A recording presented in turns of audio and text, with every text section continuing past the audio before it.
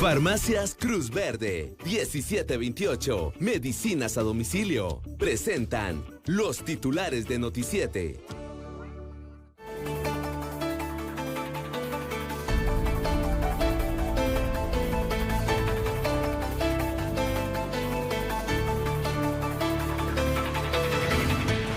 Guatemala supera los 13.100 casos positivos de COVID-19. Inicia el funcionamiento del Hospital Temporal de Zacapa. Esta noche en Noticiete, la nueva ministra de Salud explica cuáles serán sus prioridades a cargo de esa cartera. Más de 35 capturados en fiestas clandestinas durante el fin de semana. En Costa Rica volvió el COVID y volvieron al confinamiento. Este fin de semana estuvo acompañado de un eclipse círculo de fuego. Farmacias Cruz Verde, 1728, Medicinas a Domicilio, presentaron los titulares de Noticiete.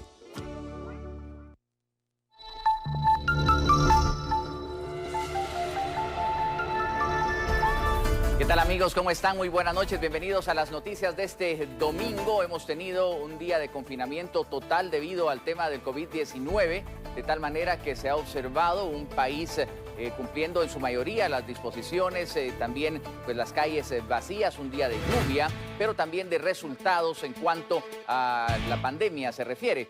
También le invitamos para que esté pendiente porque en breve está con nosotros la ministra de Salud Pública y Asistencia Social para tener declaraciones aquí mismo en nuestro estudio. Va a ser una interesante entrevista a la doctora Amelia Flores. Pero conozcamos las cifras que se daban a conocer hoy de parte del gobierno oficialmente. Vemos cómo hoy se dan a conocer 390 casos para este domingo, 245 son hombres, 145 son mujeres. Desafortunadamente se habla de 17 fallecidos, 12 hombres, 5 mujeres, pero también se habla de un total de 153 recuperados. Son los datos que ayer tuvieron una pequeña caída cuando se anunciaban cerca de 245, pero hoy vuelve a este nivel cercano a los 400. Se realizaron 1.195 pruebas y la mayoría de casos se siguen detectando en el departamento de Guatemala. Fueron 218 de estos 390. Escuintla tuvo un repunte muy fuerte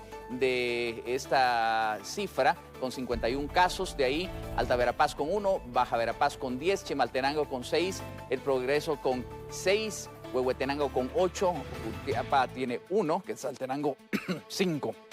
Y Zacatepeques 62 casos en total. Aquí tenemos las cifras que ustedes pueden apreciar.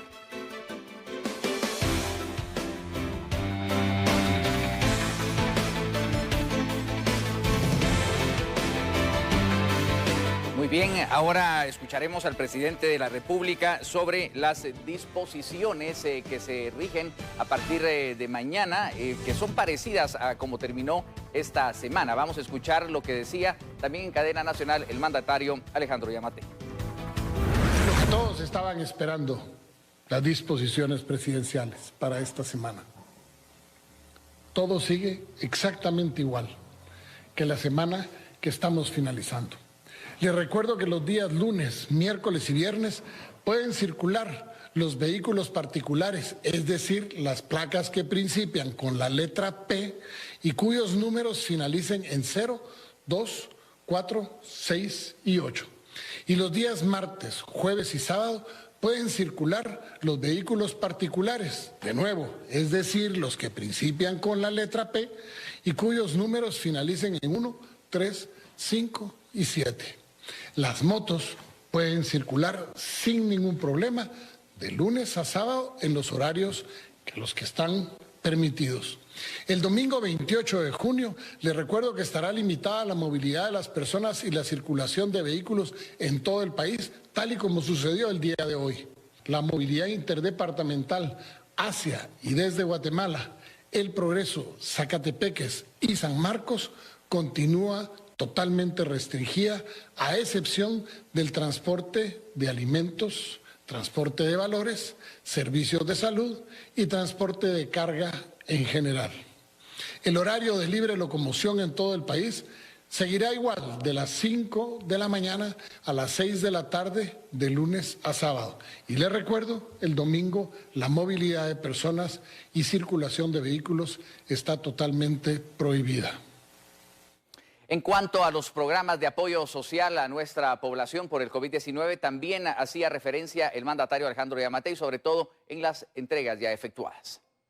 Con respecto al bono familia, al momento se han inscrito 2.567.011 hogares y se han realizado pagos a 1.290.389 hogares que ya se habían inscrito, es decir, un poco más de 1.290 millones de quetzales. En el Fondo de Protección al Empleo se han desembolsado 302 millones de quetzales y se han beneficiado a más de 133.000 personas. En el Fondo de Protección de Capitales se ha desembolsado 143.128.000 quetzales y en el apoyo al comercio informal se ha desembolsado hasta esta semana 51.205.000 quetzales, beneficiando a 51.205 personas del comercio informal. Parte importante del mensaje del presidente Alejandro Yamatei de esta noche fue el tema de la inversión que se va a realizar en el área de salud para nuestro país en los próximos meses. Quiero iniciar el mensaje del día de hoy contándoles que con fondos del Banco Mundial vamos a arrancar el concurso para poder adjudicar e iniciar los trabajos para la construcción del Hospital de Amatitlán y de Chimaltenango. Con fondos provenientes del Banco de Centroamericano de Integración Económica, pretendemos hacer los hospitales nuevos en Mazatenango, Jutiapa, Cobán, Retaluleu y San Marcos. Cuando llegamos al gobierno encontramos 7.830 camas. Con la construcción de los hospitales temporales llegaremos a 8.854 camas. Pero con la construcción de estos nuevos hospitales sumaremos 467 camas más para un total de 9.321 camas. Es decir, un incremento de un poco más del 19% en aproximadamente un año. Eso va a ayudarnos a lograr por primera vez, hacer la reconstrucción de un sistema de salud obsoleto, arcaico, que había estado durante décadas en el olvido. Quiero aprovechar para mandarle un mensaje de unidad a los guatemaltecos, principiando por la familia. Miren, cosas, a pesar de todo lo malo que podría suceder, el encierro en el que nos hemos visto obligados, hay que reconocer que la familia se ha integrado. Hoy vemos a madres y padres educadores ayudando a sus hijos a hacer deberes, enseñándoles, aprendiendo o recordando de nuevo cosas que en el pasado ya incluso se les había olvidado. Madres y padres que salen a trabajar, pero que sin embargo se cuidan para proteger a su familia. Hoy hay más conciencia entre nosotros los guatemaltecos que tenemos que cuidar a nuestra familia y sobre todo integrarnos como familia para que podamos salir adelante. Pero también jóvenes, no somos millennials, no somos centennials, no somos la generación X ni la generación Y. Ahora somos la generación de los covidianos. No es cuestión de edad, no es cuestión de clase económica, no es cuestión de ideologías. Hoy se trata de salir adelante, de crear una nueva normalidad, una Guatemala nueva que supere por mucho las deficiencias que teníamos hasta antes del 2020. Comprendo la frustración que sienten los jóvenes. Por supuesto que la comprendo. Comprendo la desesperanza, comprendo ese sentimiento de impotencia a tener que vivir algo que no sabíamos que íbamos a tener que vivir. A mí me ha tocado ser presidente en circunstancias que por demás son difíciles. Me ha tocado enfrentar a situaciones nunca antes vistas y he asumido decisiones que han conllevado a que ustedes, los jóvenes especialmente, puedan sentirse molestos. Pero saben, no les pido disculpas, les pido comprensión. Sé que pedir comprensión en estos momentos es difícil, pero apelo a su sentido de responsabilidad, a que me ayuden desde sus redes sociales a generar conciencia, a hacer llamados a que todos actuemos de una sola manera, responsablemente, con nosotros mismos y con los demás. Porque detener esta enfermedad se logrará si y solo si nosotros lo deseamos. Y ese deseo tiene que ser mayor que nuestra necesidad inmediata de salir, divertirse y socializar. Vencer la enfermedad es posible. No si me lo propongo yo, no si te lo propones tú, sino si nos lo proponemos nosotros. Como nosotros podemos derrotar a esta enfermedad. Pero quiero decirles también que esta semana ordenaré al Ministerio de Finanzas para que en conjunto con el Ministerio de Educación le proponga a la Comisión de Finanzas del Congreso de la República un financiamiento vía beca para aquellos estudiantes universitarios que se han visto afectados en su economía, lo que en el corto plazo podría significar que no cuenten con los recursos para continuar con su preparación académica. Falta poco para que esta pesadilla pase. Lo peor lo estamos viviendo, ya, ahorita. Ánimo, guatemaltecos. Este es el momento de unirnos. Hay quienes hoy tratan de sembrar discordia, pero donde alguien trate de sembrar discordia, nosotros sembremos paz. Donde alguien trate de sembrar desunión, llamémoslo a la reflexión y a la unidad. Que Dios les bendiga, pero especialmente que Dios bendiga a Guatemala. Muy bien, estas han sido parte de las declaraciones de lo que daba a conocer hoy a la Nación el presidente Alejandro Yamatei.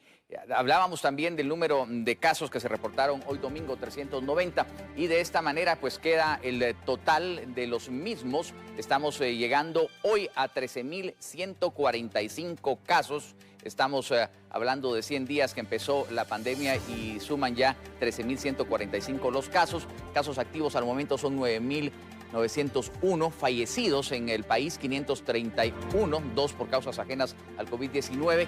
Y esta es la cifra de recuperados que debe empezar a crecer cada día más, la de 2.711, los recuperados al 21 de junio de este año 2020. Las cifras, 13.145 el total de casos reportados hasta el momento.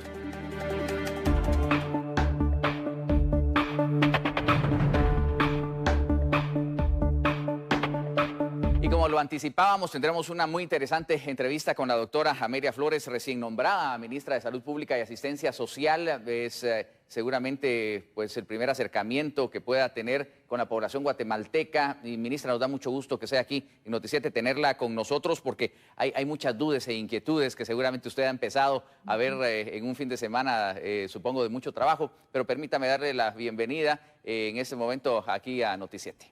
Muchas gracias, Luis, y buenas noches. Buenas noches al público de Noticiete. Gracias, ministra. Supongo que hay ya en su plan de trabajo nuevas acciones, nuevas medidas. ¿Hacia dónde irá encaminada su gestión como ministra de Salud Pública de este país? Bueno, muchas gracias por la pregunta. Definitivamente ahorita la prioridad es el abordaje a la epidemia COVID.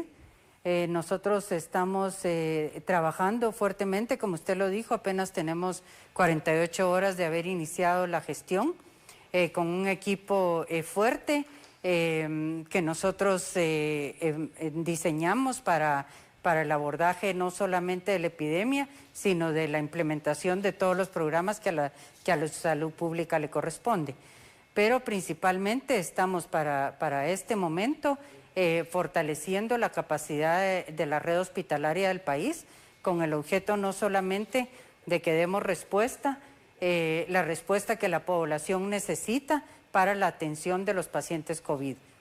Y no solamente eso, sino que los hospitales tampoco puedan desatender al resto de pacientes que acuden habitualmente a atender sus enfermedades crónicas, a la atención de los niños y a la atención de las madres, especialmente en las maternidades. Ese tema es muy importante. De hecho, acabamos de escuchar al presidente de lo que dijo en la cadena precisamente de esta inversión para aumentar el número de camas, decía él. Sí.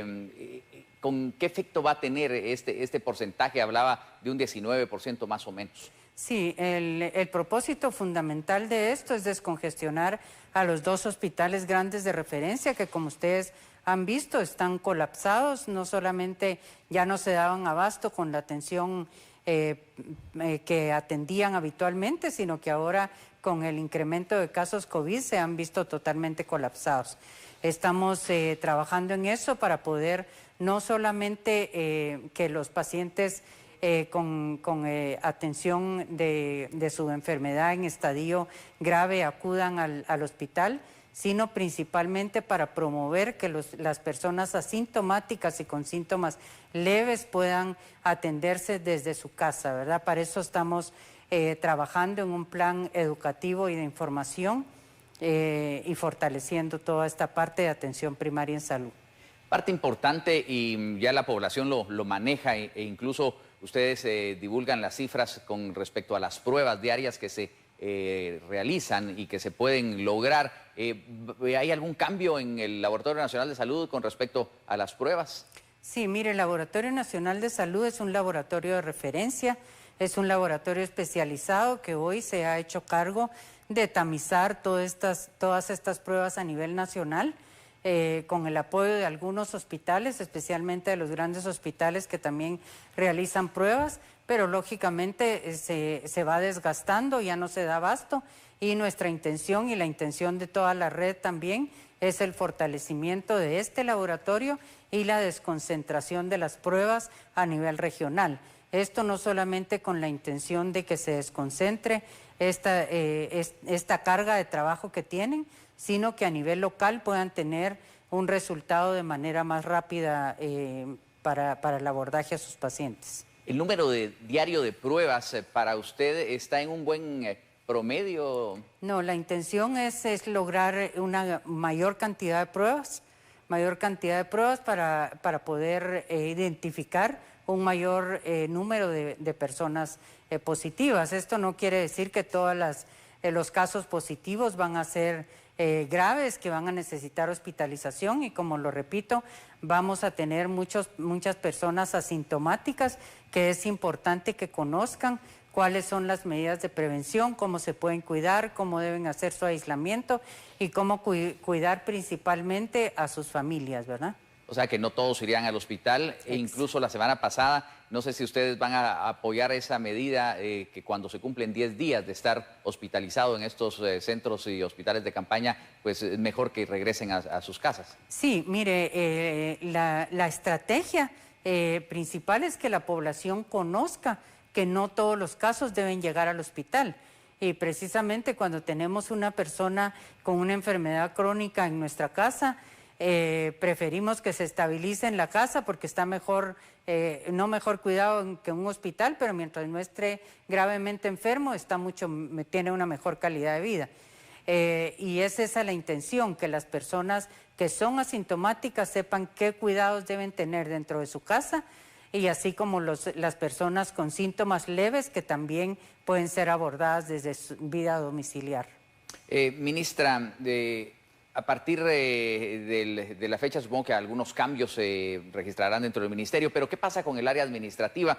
Y le pregunto en 2 vías, porque había mucha incertidumbre con respecto a los insumos, a las necesidades que tiene cada hospital nacional y cada hospital de campaña, pero también en cuanto a los contratos de los médicos y del personal sanitario.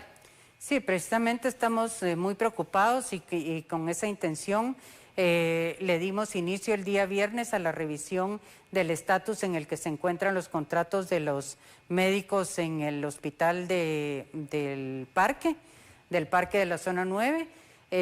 Ahí tenemos todavía una presa de médicos que no han logrado cobrar sus salarios, con algunas dificultades en cuanto a los documentos que tienen que tener para su documentación. Sin embargo, ahora se están revisando y se están pidiendo menos requisitos. Por supuesto, los fundamentales como la colegiación médica y otros siempre se van a estar solicitando, pero sí se está recortando el número de requisitos para poder hacer contrataciones más rápidas, y se está fortaleciendo el área administrativa financiera para poder cumplir con los pagos de los médicos en forma oportuna. Claro, estos requisitos quizás para el gobierno, para toda la burocracia, son muy engorrosos. Exacto. De hecho, pues los pasas desde un ministro hasta un médico, por ejemplo, o un enfermero o enfermera. Pero ¿no sería bueno conformar una comisión que agilice pues esto, que seguramente habrá que tener la solvencia ante la SAT, ante el RENAP y todos estos trámites que usted conoce seguramente? Sí. Precisamente se les está ayudando y se va a fortalecer esa parte en tener dentro del hospital, o sea, no dentro del servicio, pero cercano a personal que les puedan ayudar en este proceso, porque lógicamente son médicos que están trabajando con un gran esfuerzo, claro, que no salen de ahí para ir a hacer trámites, ¿verdad? Y es totalmente inadecuado también. Entonces estaremos colocando todos los esfuerzos para que esto se les apoye de esa manera. Ministra, se cumplen 100 días, decíamos, de la pandemia, más de 3 meses desde aquel 13 de marzo cuando el presidente daba a conocer el primer caso. Ahora que usted llega, pero seguramente con el conocimiento epidemiológico que tiene y lo que le antecede para llegar a este cargo, ¿cómo evalúa el ritmo que llevamos de la pandemia en Guatemala? Bueno, mire, las proyecciones se están cumpliendo, o sea, lo que se venía manejando a nivel epidemiológico es lo que se está dando. Se espera que con el aumento de pruebas vayamos a ver más casos, porque eso es lo que se da y el protocolo nos dicta qué tipo de personas son las que están necesitando la realización de las pruebas, y en base a eso el diagnóstico tiene que ser cada día mejor. Es por eso que de aquí en adelante se prevé que vamos a tener mucho más casos a nivel comunitario, y de esa manera estamos fortaleciendo el sistema de atención primaria para que desde la comunidad, a través de los diferentes gobiernos locales, podamos fortalecer toda la atención que las personas necesitan a nivel comunitario. ¿En qué etapa de la pandemia diría usted que nos encontramos, doctora? Bueno, yo esperaría, como todos, que estemos ya pasando la etapa crítica. Sin embargo, hemos visualizado que todavía en el mes de julio vamos a estar presentando picos altos, o sea, todavía estamos en una etapa realmente riesgosa, ¿verdad? Y de riesgo. ¿Le dice a usted algo el número de casos diarios que estamos registrando en el país? Porque ya hemos escuchado días de 500, de 400, hoy de 300. Sí. Mire, el número de positivos va a depender muchísimo del número de pruebas que estemos realizando. Es por eso que de aquí en adelante puede ser que tengamos un mayor número de casos, porque el número de pruebas que vamos a realizar va a ser mayor. Y eso no es que tenga que asustar a la población totalmente, porque es la proyección que tenemos, y seguramente andan deambulando por ahí cercanos a nosotros personas positivas, asintomáticas, que no ha podido ser posible confirmar su diagnóstico, y es por eso que es importante la prevención. Más que nada, y como lo mencionó el señor presidente, el distanciamiento social, el lavado de las manos, más que importante. A veces el distanciamiento social es más difícil, pero el lavado de las manos es primordial. Si no tenemos agua y jabón, usar el alcohol en gel cuando no podamos, eso es muy importante y muchas veces lo olvidamos, ¿verdad? Por supuesto. Señora ministra, ¿hay algo que usted quiera agregar a esta entrevista que esté en su preocupación? Supongo que tendrá un día ya mañana activo y hábil de mucho trabajo, y también pues tiene que conformar a su equipo, aunque ya están juramentados los viceministros, pues es un nuevo equipo de trabajo, quiera o no. Sí, bueno, no solamente ha sido un día de trabajo, hemos trabajado ayer y hoy, queda mucho por hacer. Pero vamos muy rápidamente trabajando principalmente en los procesos administrativos para asegurar la compra de insumos para el personal médico. Es una de las prioridades. El personal que está cerca en el campo de batalla atendiendo a las personas con COVID es lo prioritario que tenemos que abordar ahorita, y que la población sienta que el Ministerio de Salud está dando respuesta rápida. ¿Cómo van a hacer para lograr esa diferencia? El Ministerio cuenta con presupuesto suficiente para poder para poder ejecutar y hacer las compras. En este momento se creó, cuando nosotros asumimos ya estaba creada una oficina especial para las compras de COVID con el presupuesto específico para esto, que es un presupuesto bastante importante. Desde ahí vamos a agilizar las compras desde el Ministerio de Finanzas. Vamos a estar ubicados ahí con un equipo de salud y eso con el propósito de que a través del Viceministerio de Transparencia los procesos del Ministerio de Finanzas salgan más rápidamente. Doctora Amelia Flores, muchísimas gracias por acceder a esta entrevista. Espero que podamos tener un futuro contacto y tener esas puertas abiertas del despacho para todo lo que la población necesita saber definitivamente. Así que la esperamos y además le deseamos buena suerte en su gestión porque pues es la cartera donde hoy se enfocan todas las miradas de Guatemala y todas las necesidades. Así que muchas gracias. Gracias a ustedes y muy feliz noche. Gracias, la doctora Amelia Flores, la nueva ministra de Salud Pública y Asistencia Social, en esta interesante entrevista en el inicio de su gestión y, por supuesto, con la expectativa que despierta el tema del COVID-19, de lo cual también tendremos más noticias aquí en Noti7, entre otros temas de interés. Vamos ahora a la pausa y volveremos con esto y más. Ante la adversidad del terremoto de 1976, Guatemala salió adelante. Cuando el huracán Mitch azotó Guatemala en 1998, juntos salimos adelante. Cuando la tormenta Ágata y la furia del volcán de Pacaya nos derribó en el 2010, unidos salimos adelante. Cuando el volcán de fuego azotó con todo su poder el territorio en el 2018, como hermanos, salimos adelante. Juntos hemos demostrado que somos un pueblo sin igual.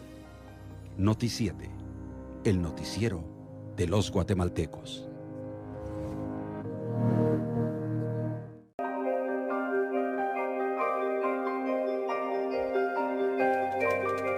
Y bien, estamos aquí de regreso con más de la información de este domingo y el fin de semana que era de confinamiento total. Sucedieron varios episodios. Nos ubicamos en Retaluleu, en donde una fiesta clandestina, una reunión clandestina, tuvo que ser interrumpida por las autoridades que acudieron ante el llamado de los vecinos y se llevaron a varias personas detenidas. Tenemos el reporte a través de Mario Tumín. Dentro de una discoteca situada en la Séptima Avenida y Quinta Calle, zona 1 de Retaluleu, se realizó una redada de parte de la PNC, PGN y representantes de salud pública que dejó 15 capturados. En el negocio se desarrollaba una actividad social, elección y coronación de la Reina de la Alegría, periodo 2020-2021 a puerta cerrada. Según el dato que proporcionó la PNC, es que recibieron denuncias anónimas de parte de vecinos quienes estaban molestos por el volumen alto de la música y por ende se coordinó rápidamente las acciones. Se logró establecer que nadie de los presentes portaba mascarillas, estaban violentando el toque de queda y las disposiciones presidenciales.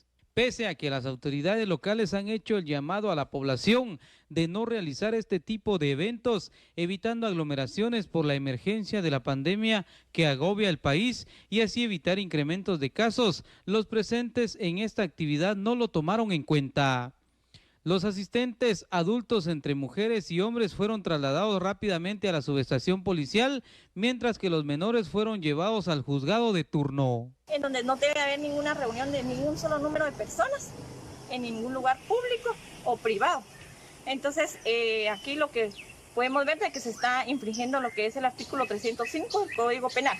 Así que le solicito a la población retalteca de que colaboremos, de que nos apoye en acatar todas las disposiciones, ¿verdad?, que está dando el señor presidente. Los procesados fueron identificados como José Ordóñez, de 32, Marco Romeo, de 34, Ángel Arriaga, de 28, Oliver Díaz, de 22, Erika de León, de 46, Maritza Bobadilla, de 39, Evelyn Montiel, de 30, Jocelyn Aguilar, de 26, Nairobi Bobadilla, de 18, Jennifer Zacarías, de 20, María Mulul, de 32, y Veracelis y Fuentes, de 36. Además, los 3 menores, 2 de 14 y 1 de 15 años. Nos dijeron que habían permisos y tienen toda la razón porque están haciendo su trabajo y el país está de luto, tienen razón, pero nosotros nos mintieron y nos dijeron que habían permisos de un ratito. Con imágenes de Adán Tumín, reportó Mario Tumín. Pero en Jutiapa el irrespeto a las normas de confinamiento llegaron al extremo, tanto así que personas inescrupulosas organizaron la elección, escuche usted, de la señorita COVID-19. Ignorando por completo la disposición presidencial, las cuales están apegadas a los protocolos de seguridad sanitaria que dicta la Organización Mundial de la Salud y la Organización Panamericana de la Salud, un grupo de vecinos de la aldea Suchitán en Santa Catarina, Mita, Jutiapa, celebraron lo que ellos han denominado Miss COVID-19 para el periodo 2020-2021, evento de belleza que no contó, primero con la autorización respectiva y segundo que no cumplieron con las medidas de seguridad sanitaria esenciales, poniendo en peligro la salud de los asistentes como también de las participantes. Señorita Miss Pandemia es la participante número 1, Perla. Felicidades a la nueva señorita COVID-19, es su Heidi. Fuerte los aplausos.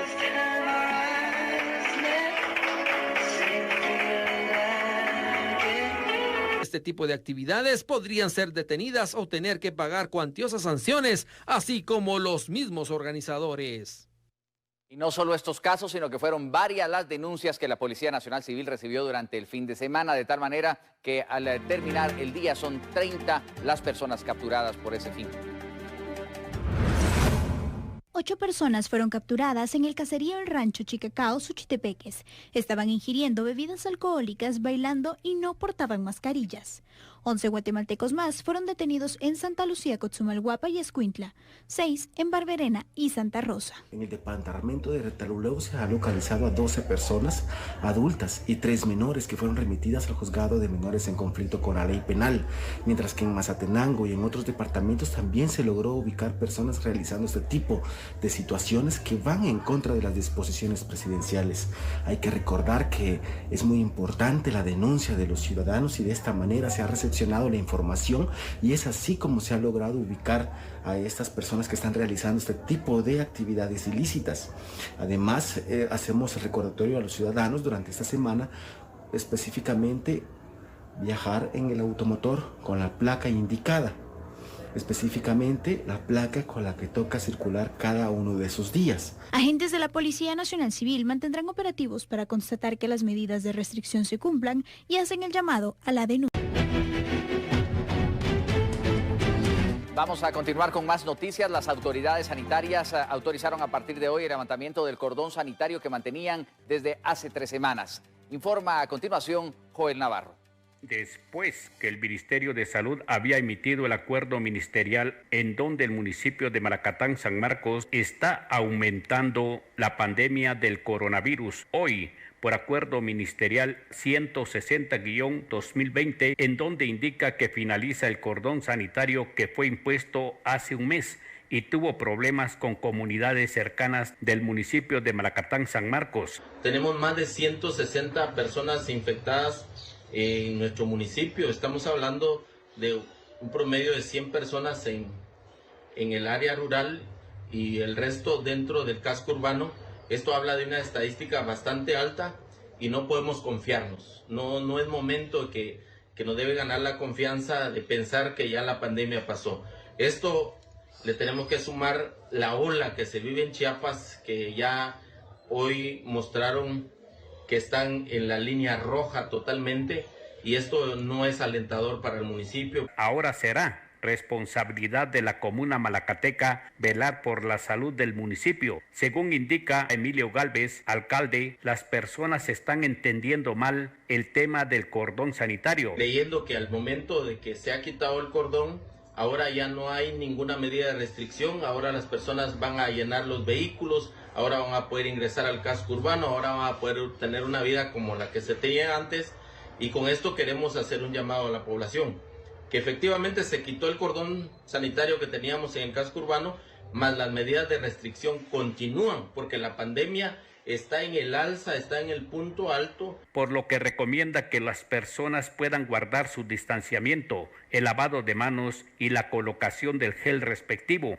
así evitar más la contaminación de esta pandemia del COVID-19. De parte del Consejo Municipal vamos a seguir acompañando fuertemente los grupos, a las personas de nuestro municipio, logrando esa conciencia que cada ciudadano tiene que tener, esa responsabilidad que necesitamos que cada uno tenga, saber que tenemos que protegernos, saber que tenemos que guardar a nuestra familia, saber que ese virus es altamente contagioso y es letal. Desde San Marcos, reportó Joel Navarro. Desafortunadamente, el COVID-19 cobró la vida de uno de los fundadores de bomberos municipales departamentales.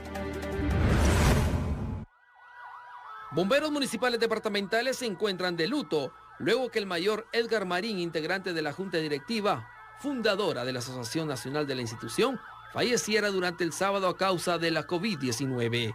Según familiares de la víctima, todo se complicó debido a que el comandante padecía de diabetes, lo que dificultó su estado de salud. El comandante daba sus servicios sin recibir pago en la estación de bomberos de Río Hondo, en Zacapa, y era piloto de ambulancia del Instituto Guatemalteco de Seguridad Social de este mismo departamento. Ante la pérdida de los cuerpos de bomberos de distintas compañías y departamentos, decidieron hacer un homenaje distinto a como se hace normalmente por las medidas de restricción que rigen para evitar más contagios de la enfermedad. Asimismo, varias instituciones como Conred, bomberos municipales, entre otras más, lamentaron el sensible fallecimiento del comandante y se solidarizaron con la familia y amigos ante esta pérdida. En contraposición, en Zacapa, uno de los pacientes de COVID-19 logró vencer la enfermedad. Esta es su historia. Hoy, sábado 20 de junio del año 2020, a las 9:30 horas, el Hospital Temporal COVID-19 de Sanzuela, Zacapa, le da egreso a su primer paciente recuperado.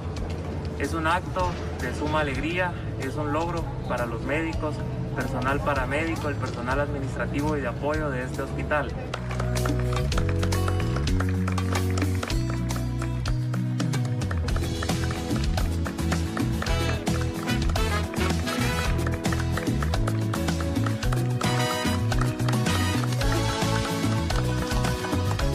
Para mí no es hospital COVID-19, es hospital de la victoria, porque Dios está en este lugar. Gracias por sus atenciones, que son excelentes. Gracias porque todos ustedes hacen un esfuerzo. Para los que estamos allá adentro nos sintamos bien. Que Dios les bendiga.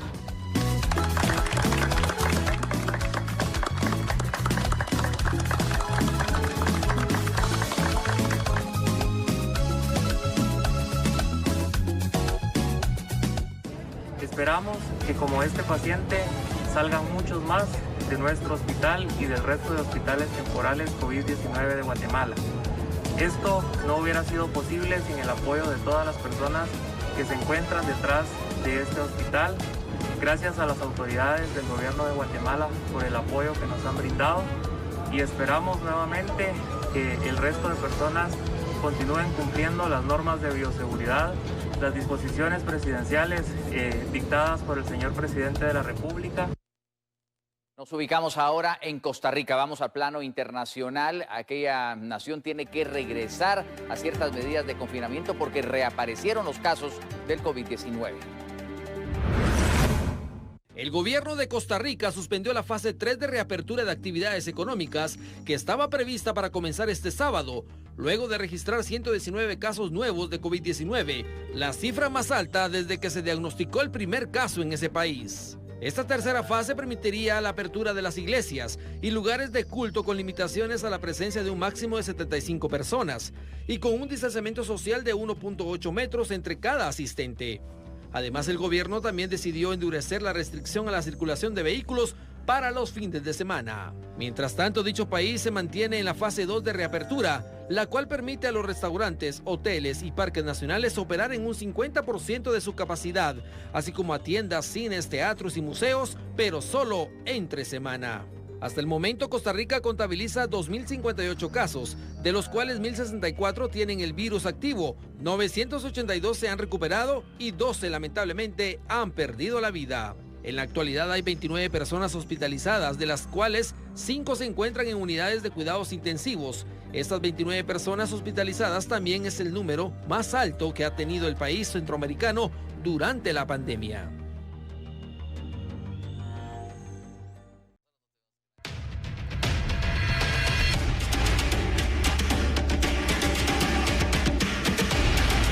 Gracias por estar con nosotros. Las autoridades del sistema penitenciario oficializaron que fue localizado sin vida un privado de libertad esta mañana. Así le dio cobertura a esta noticia Rosemary Ávila.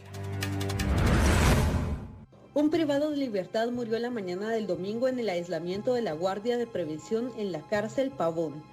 El hombre fue identificado como José Diego López, de 22 años, quien se encontraba en prisión por el delito de extorsión. Al centro carcelario, autoridades de inspectoría se hicieron presentes en conjunto con el Ministerio Público para iniciar la investigación correspondiente y determinar cuáles fueron las causas del fallecimiento.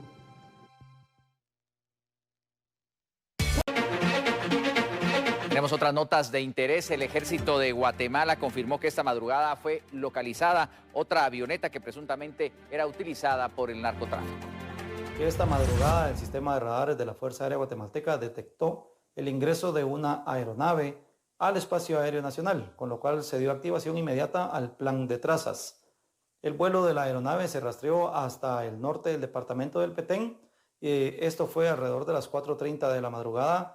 Y alrededor de las 7 de la mañana las unidades en tierra localizaron la aeronave en una pista clandestina que se encuentra dentro del biotopo Laguna del Tigre. A unos 120 kilómetros de la cabecera departamental de Petén, 4 kilómetros cerca hay un asentamiento humano denominado La Libertad, y también a 6 kilómetros de distancia se encuentra la frontera con México, por lo cual se dio aviso a las autoridades de ese país para que tuvieran sus unidades en apresto. Al llegar las unidades de tierra no encontraron a personas ni ilícitos. La avioneta quedó inhabilitada porque el motor estaba destrozado a causa de impactos de arma de fuego. Personal de la Dirección de Antinarcóticos y del Ministerio Público llegaron al lugar para recabar evidencia. Se reporta el hallazgo de un caballo posiblemente abandonado, que podría ser un indicio de que ese es el medio que están utilizando para trasladar cualquier tipo de carga que haya ido.